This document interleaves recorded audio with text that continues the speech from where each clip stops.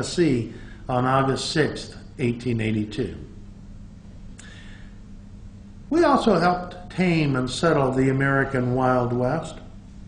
Case in point, Haji Ali, who was born around the year 1828 in Syria, and at some point prior to 1856 completed the Hajj. In 1856, he entered the United States at Indianola, Texas, with a shipment of 33 camels. Now, let me digress for a moment. Jefferson Davis was then Secretary of War, and Jefferson Davis had this concept of introducing a camel cavalry into the American Southwest. This was his great experiment. Of course, Americans knew absolutely nothing about camels. They didn't know how to feed them, they didn't know how to care for them, they didn't know how to ride them. So the obvious solution is you brought in a camel expert. And that camel expert was Haji Ali. Now, if you look in the American history books, you probably won't find Haji Ali talked about, because Americans had just a terrible time getting their tongue around Haji Ali. And so they called him Hi Jolly. And you'll find Hi Jolly mentioned quite a bit in American history. Over the next 46 years after arriving in the United States, Haji Ali spent over 30 years working for the United States Army, variously as a camel tender, a wagon packer, a scout, etc. In addition, in his off time from the cavalry, he ran camel caravans in the American Southwest and mined for gold. He became a U.S. citizen in the year 1880, taking the name of Philip Tadro. Later that year, he married and eventually fathered 2 daughters. He died at Tyson Wells, Arizona on December 16, 1902.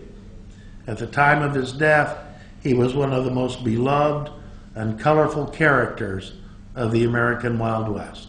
In fact, the state of Arizona erected a large monument over his grave, topping that monument with a large copper camel in remembrance of Haji Ali's service to the United States.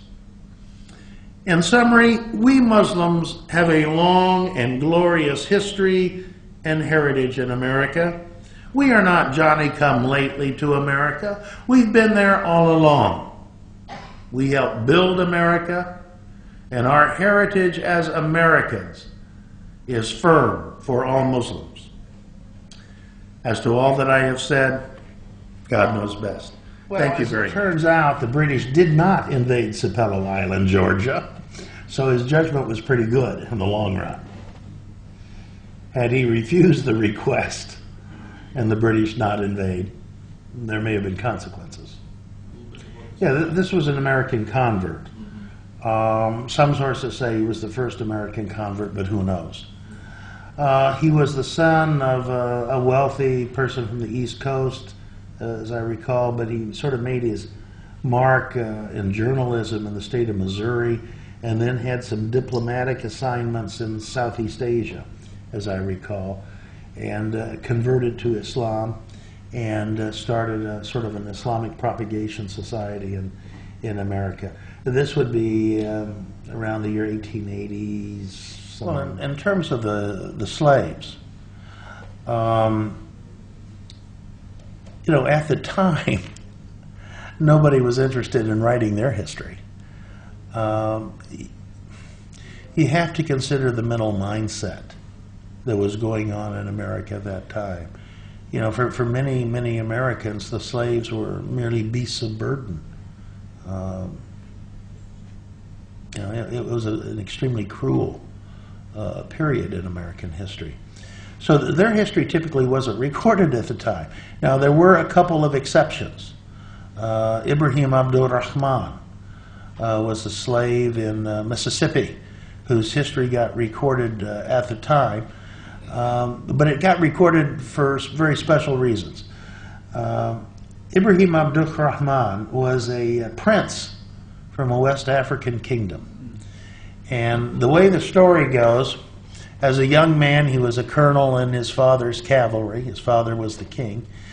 And a Scottish physician who was the ship's physician on a British ship that had docked on the West African coast, decided to go for a walk. And he got lost and traveled way inland and was found half dead by the people of Ibrahim Abdul Rahman. And he was nursed back to health and stayed with that tribe for some time, and then announced his intention that he wanted to go back to England. And the king sent soldiers to accompany him to the coast and provided him with gold so that he could return to England. Some years later, Ibrahim Abdul Rahman was captured by slave traders and sent to the Americas, and was enslaved in the area around Natchez, Mississippi. And he was in slavery for years and years and years until he was an elderly man. He had managed to work his way up the slave hierarchy to the point where he was allowed to have his own little vegetable garden. And he would grow vegetables in this vegetable garden, and he was allowed on Sundays to go into Natchez, Mississippi, and sell his vegetables so that he could have just a little bit of money to his own name. This was unusual, but alhamdulillah, it happened for him. And as he's on the street there in Natchez, Mississippi with his cart of vegetables, he sees a white man riding a horse down the street. And you have to remember that Ibrahim Abdul Rahman had been a professional cavalry officer in his father's army. And from the way the person rode the horse, he recognized the Scottish physician that he hadn't seen in 40 years. Well, the Scottish physician dismounted, came over to look at the vegetables, and recognized Ibrahim Abdul Rahman, and immediately embraced it. Now, you have to put yourself in the mindset of the early 19th century in Natchez, Mississippi. Here's a white man embracing an African slave publicly on the street. But not only did that, he immediately took Ibrahim Abdul Rahman by the arm and marched him to the governor's house and introduced him to the governor as being a sovereign prince from West Africa. Well, the story got around that this guy was a prince. And so a newspaper editor came and interviewed him and wrote some stories about him, and suggested that Ibrahim Abdul Rahman write a letter back to his family in West Africa, asking for their help in securing his freedom. And the newspaper editor promised he would take care of mailing it. And that did happen eventually. And because the United States at that time only had diplomatic relations with Morocco, the letter went to the royal family of Morocco. Fortunately, they knew Ibrahim Abdul Rahman's family. And so they immediately began pressuring the United States to release Ibrahim Abdul Rahman and send him back to West Africa. And eventually that happened. And then Ibrahim Abdul Rahman made a long journey from Mississippi to the eastern seaboard, in which he lectured to raise money to buy the freedom of his children and grandchildren that were still in slavery in Mississippi. And Ibrahim Abdul Rahman had undergone a public conversion to Christianity. And one of the things that he would do was to raise money was to tell people that he was going to go back to Africa and be a missionary and convert the Muslims to Christianity.